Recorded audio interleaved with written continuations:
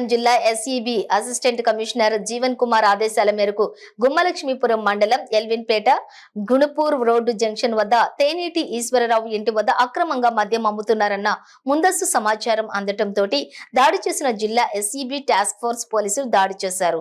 అతని వద్ద అక్రమంగా నిల్వ ఉన్నటువంటి 68 మద్యం సీసాలను స్వాధీనం చేసుకుని ఒకరిని అరెస్ట్ చేశారు. వీటి విలువ సుమారుగా 13,150 రూపాయలు ఉంటుందని టాస్క్ ఫోర్స్ సిఐ సింహాద్రి తెలిపారు. అక్రమంగా మద్యం నాటుసారా అమ్మినటువంటి వారిపై కఠినంగా చర్యలు తీసుకుంటామని హెచ్చరించారు.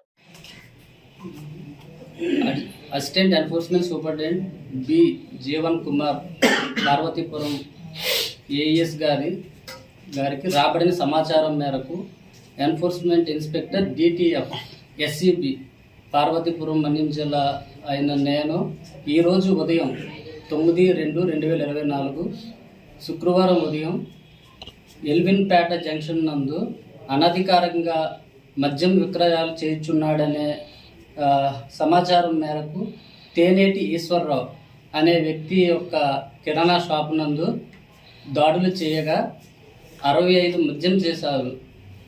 మొత్తం 13.65 లీటర్ల మద్యంతో ఒక వ్యక్తిని అరెస్ట్ చేయడం జరిగింది. దాని విలువ సుమారు 13,150 రూపాయలు. దీన్ని ఫర్దర్ ఇన్వెస్టిగేషన్ నిమిత్తం ఎస్సీబీ స్టేషన్ కురుపం నందుకు హ్యాండ్ ఓవర్ చేయడం జరుగుతుంది. ఈ వ్యక్తిని రిమాండ్ నిమిత్తం కూడా పంపించడం జరుగుతుంది.